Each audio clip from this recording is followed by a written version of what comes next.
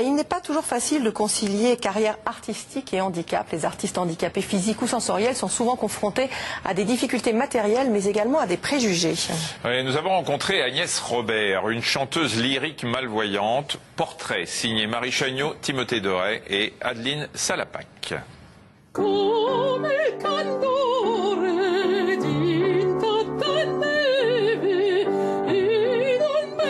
La nature a offert à Agnès ce cadeau, une belle voix de soprane. Mais elle s'est montrée beaucoup moins généreuse avec les yeux. Agnès ne voit quasiment pas.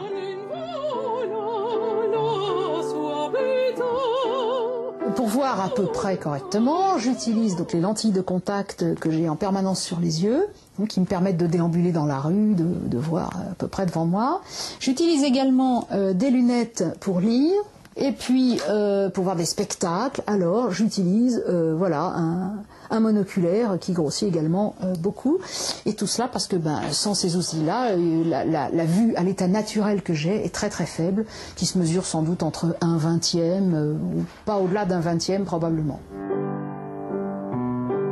Il y a 50 ans, Agnès vient au monde avec une malformation congénitale des yeux. La petite fille grandit, baignée dans la musique. Son père et son grand-père, tous deux aveugles, étaient organistes.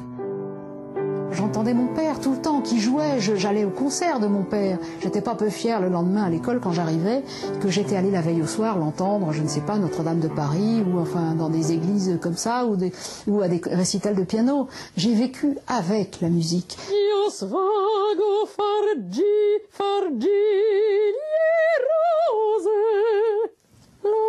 Agnès devient chanteuse lyrique, mais sa carrière est freinée par son handicap. Contrairement aux artistes voyants, Agnès doit en effet apprendre par cœur toutes ses partitions. Quand on voit sur scène l'orchestre, le chef, etc., là, les chanteurs voyants peuvent chanter en regardant leur partition. Alors que moi, je dois apprendre par cœur. Je ne peux pas regarder la partition, sinon c'est absolument infernal. Le public ne voit que la partition, ne me voit plus. Donc je n'ai pas le choix, et ça c'est une complication, parce qu'évidemment, chaque fois qu'on me propose quelque chose, si ce n'est pas quelque chose que j'ai déjà en répertoire, je dois prévoir le temps d'apprentissage. Donc évidemment, le Requiem de Mozart pour dans 4 jours, je ne pouvais pas l'accepter, bien sûr. Ça va, voilà, j'espère que je ne suis pas en retard, ça va, ça va, ça va. Cet après-midi, Agnès répète avec sa pianiste, Amandine. Les deux musiciennes se connaissent depuis peu de temps et elles ont appris à travailler ensemble. C'est ça, hein?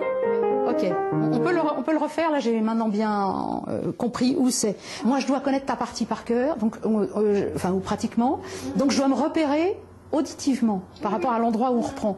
Alors que c'est vrai que, voyant, tu lui dis on prend mesure 6, voilà, et puis c'est ok, tu vois. On y va? On y va. On y va.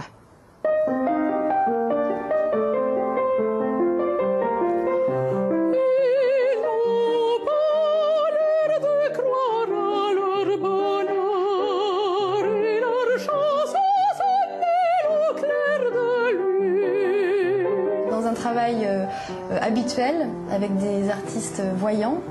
On s'appuie beaucoup sur le regard, on se fait des signes à des moments où on veut passer un message.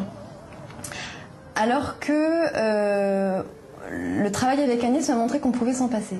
Agnès, sans les réactions, la première répétition qu'on a faite ensemble, j'étais surprise parce que chaque état d'âme que je pouvais avoir, elle le sentait, elle me pointait aussitôt. Elle sentait si à un moment j'étais pas très présente, ou au contraire s'il y avait un moment où j'étais émue sur des notes. Donc j'étais très étonnée de cette perception qu'elle a.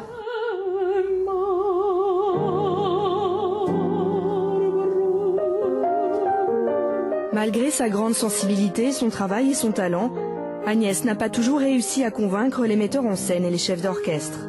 De nombreuses fois, elle s'est heurtée à de forts préjugés. Je ne sais pas si la joie que j'éprouve m'aide dans les moments plus durs. Je ne sais pas, ça ne se présente pas comme sur un balancier. Il y a surtout que fondamentalement, je n'ai pas le choix. J'aime chanter, je ne peux pas vous dire à quel point j'aime chanter. C'est inimaginable de le dire, c'est au-delà de ce que je peux exprimer. Et je n'ai pas le choix, je ne peux que chanter parce que c'est c'est quelque chose, je vibre. Quand je chante, je vibre.